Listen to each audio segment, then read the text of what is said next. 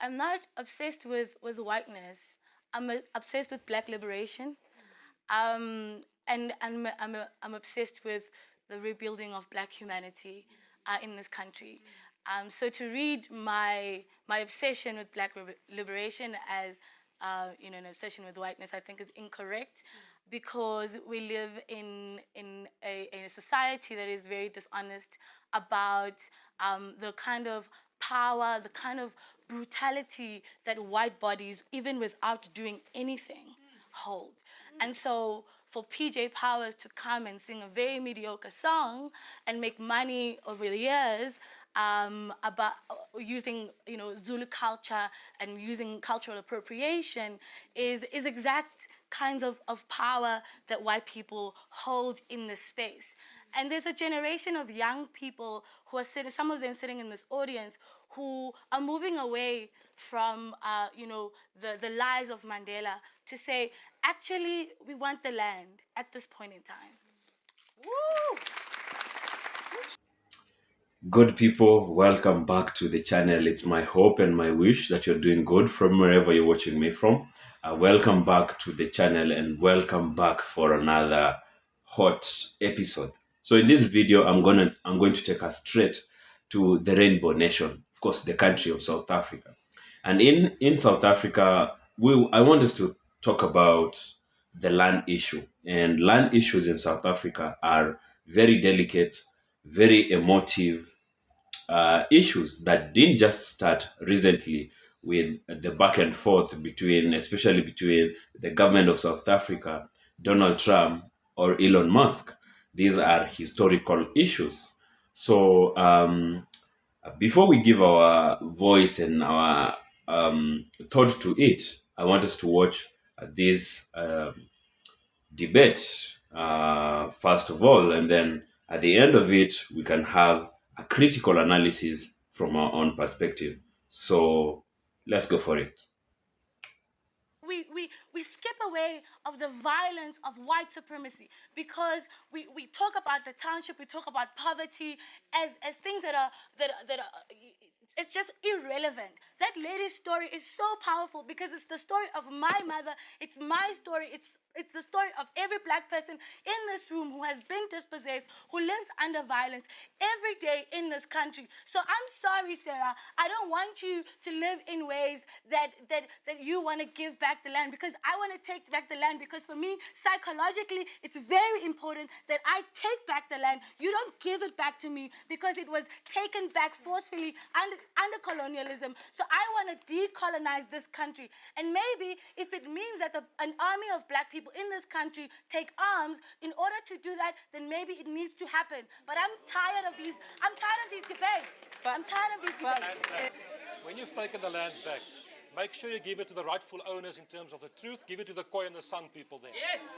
They are the rightful owners. If you want to take back the land, give it to the rightful owners. But you see, the problem is Black people are the rightful owners. Where did they get the land? Is that what you're saying? No. History is much more complicated than that. Much more complicated. And we can go and have a look at that. But it's a myth. It's a myth to just claim that everything belonged to this and nothing belonged to that. It's a myth. If people start talking about war, we are in a very, very dangerous situation. It's very easy to incite violence. You don't know what you're talking about now. I would suggest that we all move away from that.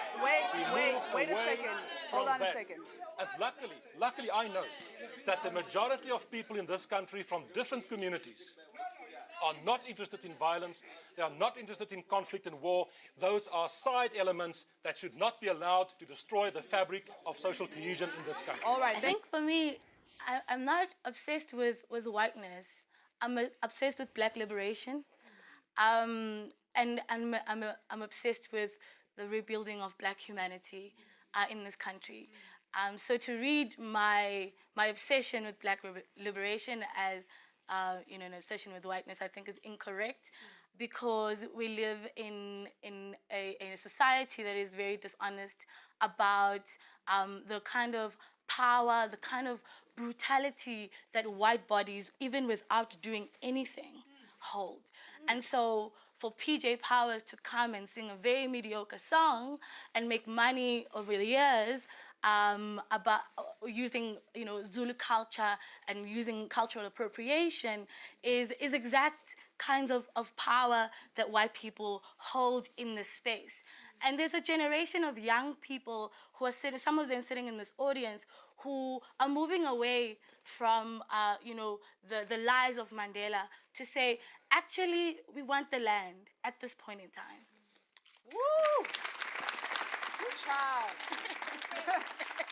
Peter, I'll give you the honor of replying. Yeah. With regards to Jabulani, in 1982, it was probably before you were born, I went into Soweto with a rock song called You're So Good to Me. It didn't have a black note on it. I think some of the older people may remember it. It was You're So Good to Me. It was a rock song that suddenly charted on the Radio Zulu charts.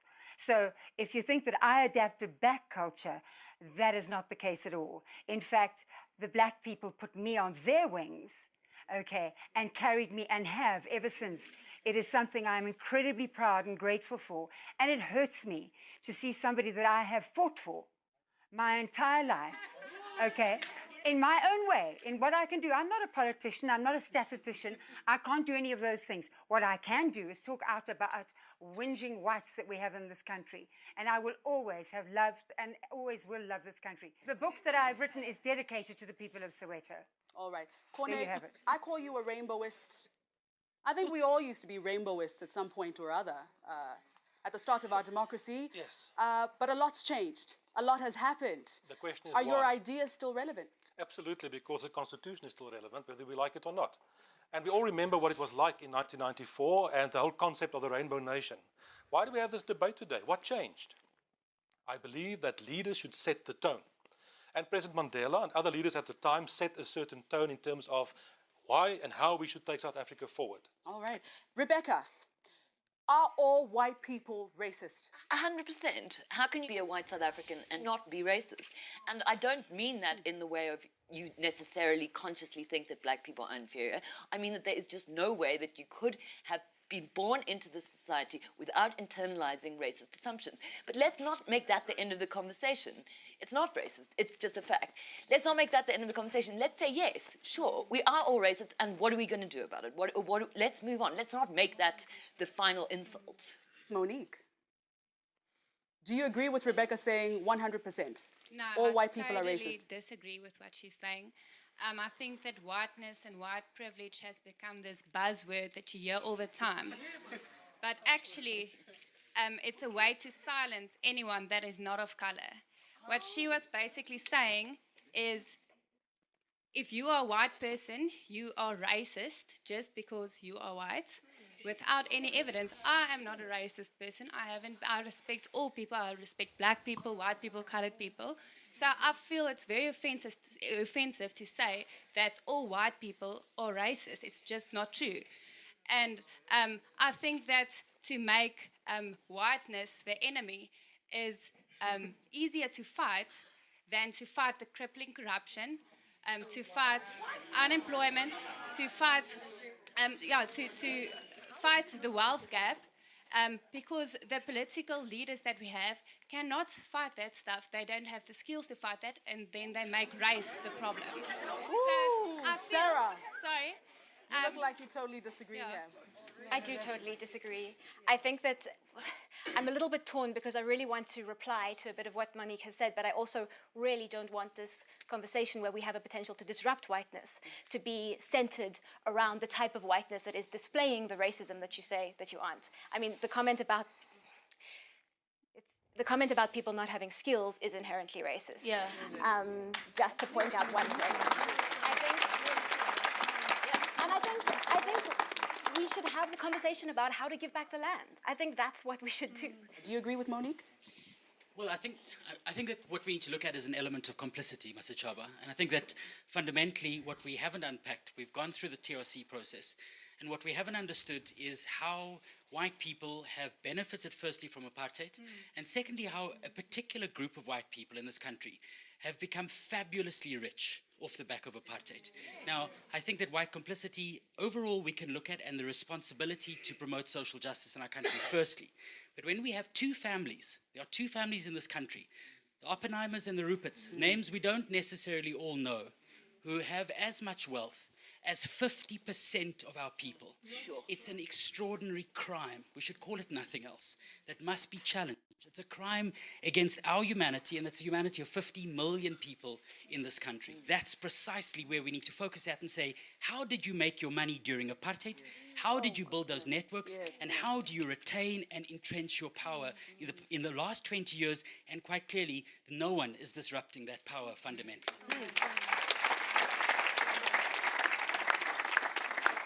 All right, Loveland. I think what Elisa was trying to raise earlier about, PJ's song, yes, struggle hero, or you fought and whatever. I think the problem is that we forget that white people today have the option of tapping out, right? So you can sing Jabulani and you can dance, but then you can also remove yourself from the lived experiences of the culture that you're trying. I'm sorry, I'm speaking. From the culture that you're trying to represent. That doesn't make you a bad person. It's just the truth of the situation. And I think in South Africa, this is really what the conversation needs to be about. We need to talk about, why did apartheid end?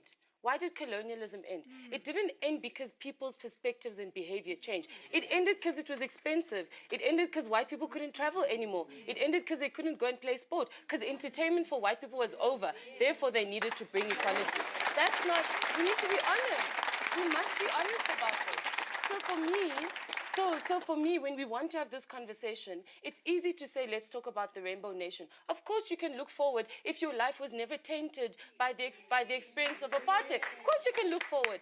It's not the same. And that's the experience of being black, constantly having to reconcile your existence, reconcile your humanity, and demand respect and demand a level of humanity as opposed to what other people just get automatically by being white. That's the reality. You don't have to label it as racism if you don't want to, but it is what it is. All right. We do also have to think about what whiteness means. Is it about skin color? Mbeki, Ndate, you have said that perhaps we need to target the black elite. What are your thoughts so far? Well, there was a comment about Oppenheimer and Rupert, but what about Patrice Motsepe? He's a multi-billionaire. So why aren't you mentioning him? What about Cyril Ramaphosa? That's another multi-billionaire in this country.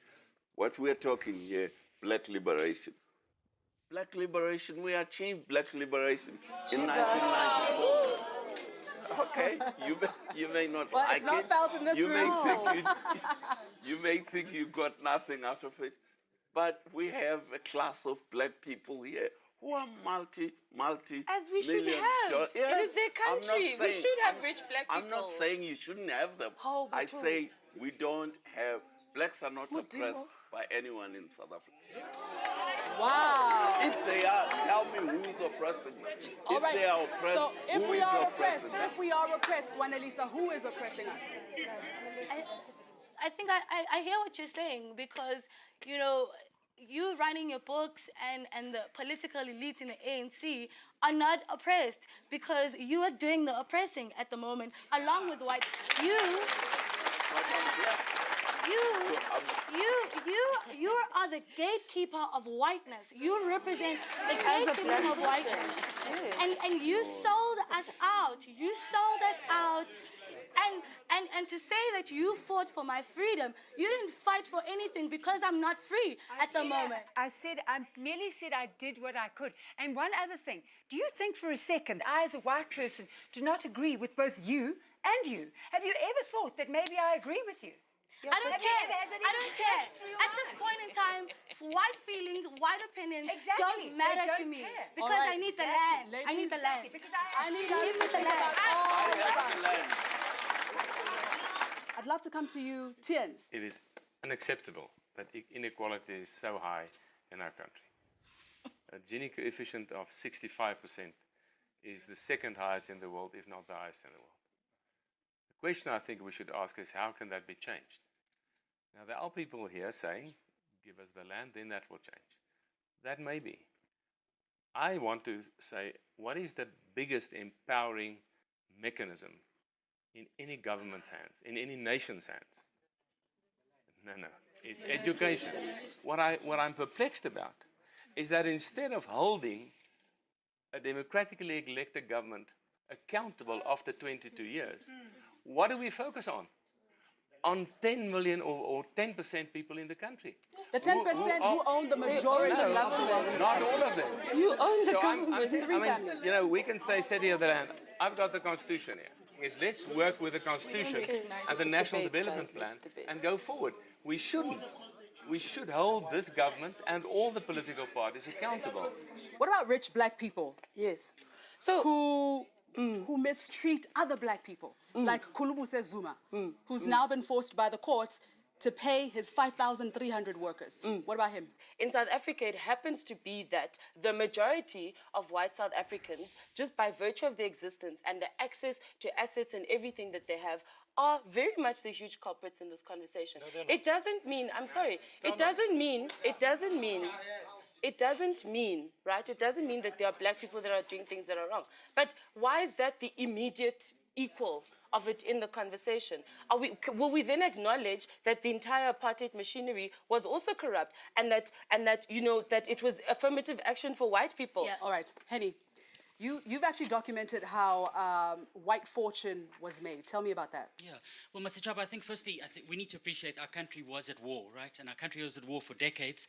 And the last 10 or 15 years of that war saw all manner of crimes. In order for the apartheid regime to be able to buy weapons, to buy oil, for large corporations to move their cash offshore, they broke all the rules in the book and made a network of people around the world incredibly wealthy out of that process and people in our country. So I think for us as a nation, again, to move forward, we need a full understanding. For there to be true justice in our country, there has to be truth. And I think when it comes to economic justice, this is a crucial element that must be the focus of us moving forward. Okay, well, welcome back. So let's have a discussion about this. So as you have heard from there, we have two parties. One party is demanding for land, and the other party is probably trying to justify why the land should not be given to those that are demanding for land. But first and foremost, just allow me to really appreciate and give these people their flowers for being able to be so calm enough and sober and mature taking on this debate, because you can bear me witness in different parts of this world and in different other countries where white and black people coexist, such conversations wouldn't just be happening, like this with word of mouth. So really, it's a thumbs up for them for doing this. But let's go directly into this video. So this is the land issue in South Africa, and a few weeks ago, recently, South Africa has come under heavy criticism of the United States of America, especially Donald Trump and his friend Elon Musk.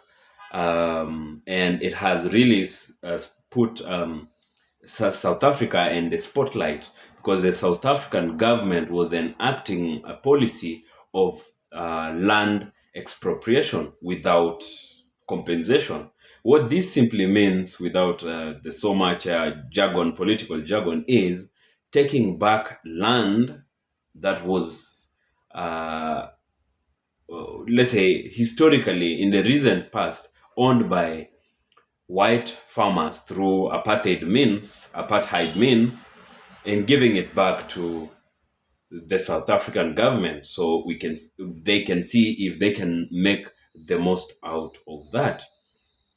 And we're not going to talk about what has been going back, the back and forth between South Africa and Donald Trump and Elon Musk. But let's just go into this video. So this video happened a few months ago, sometime before. So that tells you how long this issue in South Africa has been happening.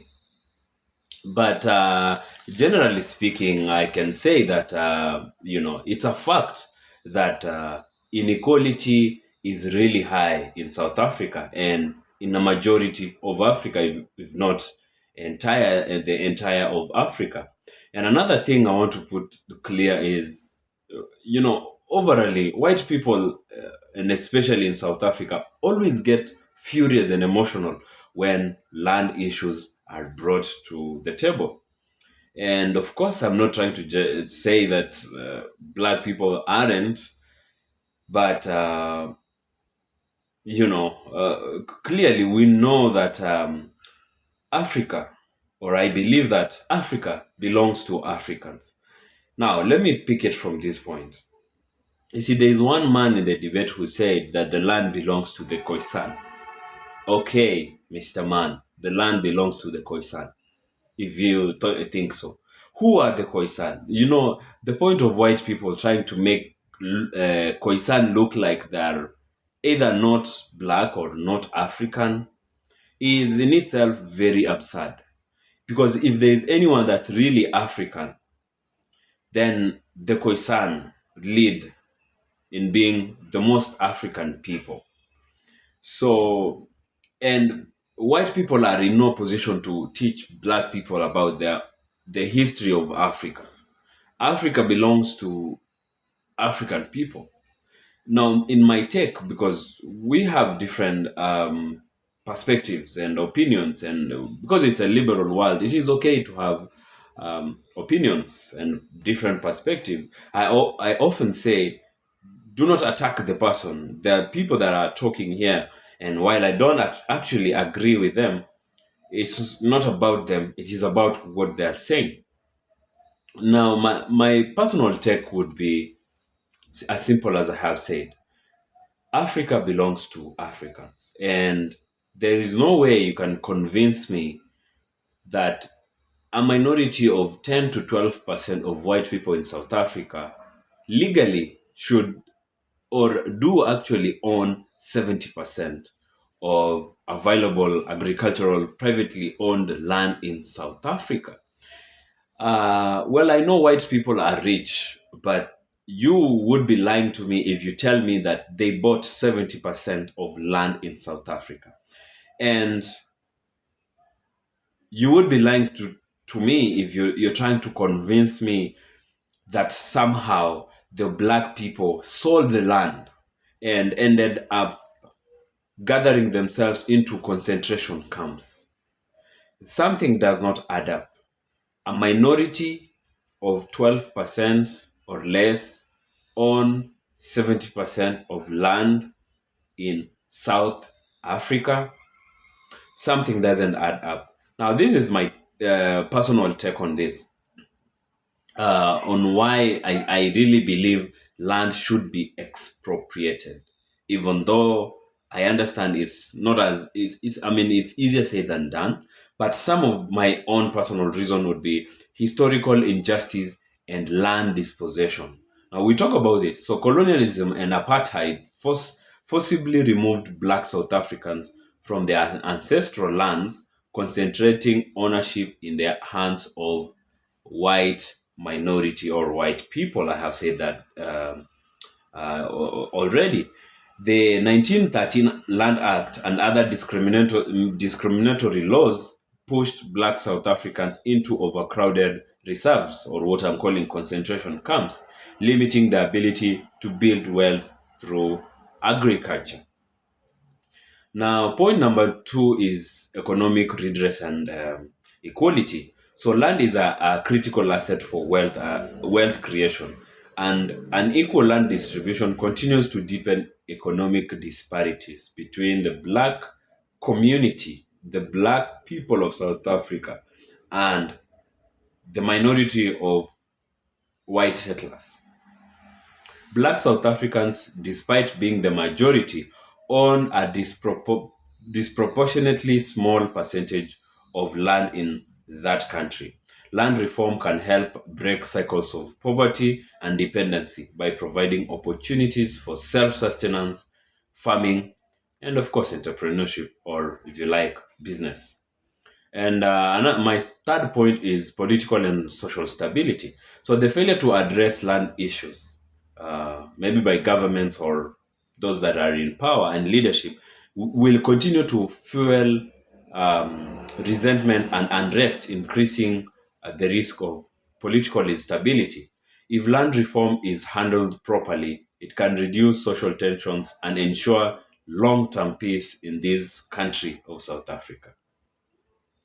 And then the last, but not the least point is food security and rural development, which of course South African government has been saying that they need to repossess the land so they can be put into productive use, because you find that a white family owns tens of thousands of land acreage, but it's too much for them to even put in use. So, but that land could be put to proper use. How?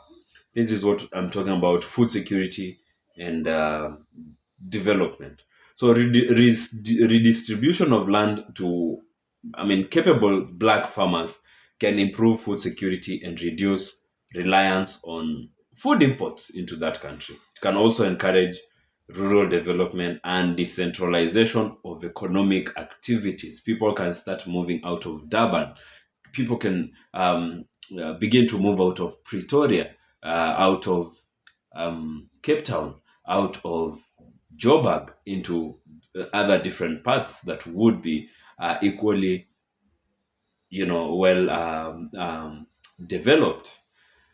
In my conclusion, I will insist that Africa belongs to Africans first and foremost, and the Khoisan are Africans, and they are black people. Therefore, because blackness is not even a skin color, blackness is really it is our racial identity, our social identity, and our political identity across the world, not in Africa or South Africa. From Africa to Europe to North America to the Caribbeans to South America, even to Asia or as far as Australia. That is what really black is. It's not to be limited to just a skin color, to be relegated to a skin color.